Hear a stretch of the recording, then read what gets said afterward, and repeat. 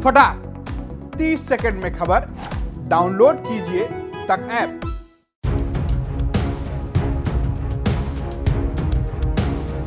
– 2014 में बीजेपी ने यूपी में सियासी इतिहास बदल कर रख दिया था।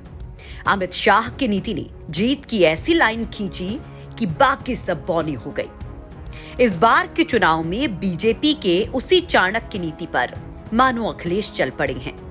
कभी बीजेपी ने जैसे जोड़ तोड़ की थी, आज अखिलेश कर रहे हैं।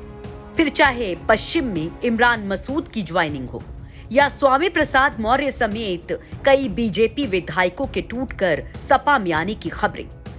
वोटों की किलेबंदी के लिए पूर्वांचल से लेकर पश्चिम तक अखिलेश कैसे इस नीति को लगा रहे हैं, जरा देखिए। पिछले कुछ ही दिनों में किस तरह से दल बदल कर नेता कई दिग्गज सपा पहुंचे।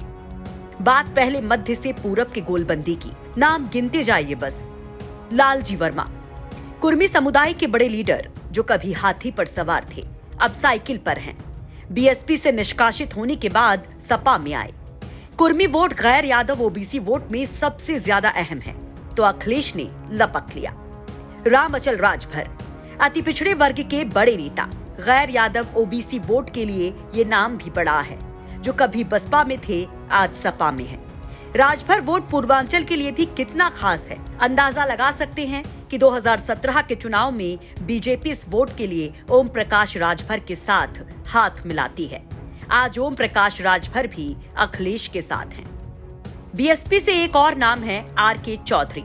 बसपा का गठन करने वाले आर.के. चौधरी दलित वर्ग के पासी समुदाय से आते हैं। अवध के जिलों में पासी वोटर्स काफी निर्णायक भूमिका में हैं, तो सपा में ये एंट्री भी खास रही। सीतापुर से विधायक राकेश राठौड़ ने बीजेपी छोड़कर साइकिल का हैंडल थामा। राकेश भी ओबीसी समाज से आते हैं। ओबीसी वोटों की घेरेबंदी के साथ साथ अखिलेश की नजर ब्राह्मणों पर भी है। पूर्वांचल के बाहुबली और ब्राह्मण चेहरे माने जाने वाले पूर्व मंत्री हरिशंकर तिवारी के परिवार ने बीएसपी छोड़कर सपा का दामन थामा। संत कबीर नगर से विधायक दिग्विजय नारायण उर्फ जय चौबे बीजेपी छोड़कर सपा की साइकिल पर सवार हुए।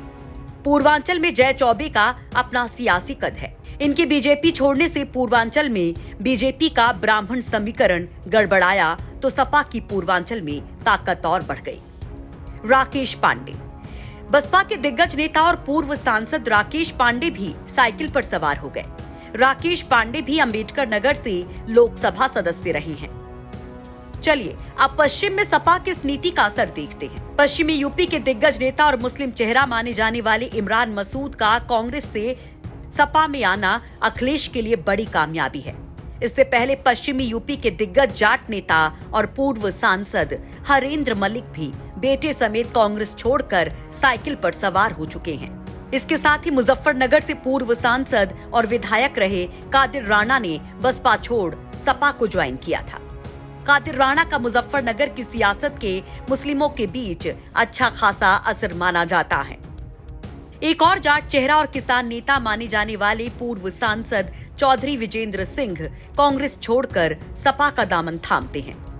पश्चिम के बाद कुछ और नामों पर गौर करें तो वहीं उन्नाव से सांसद रही अन्नू टंडन ने कांग्रेस छोड़कर सपा का दामन थामा।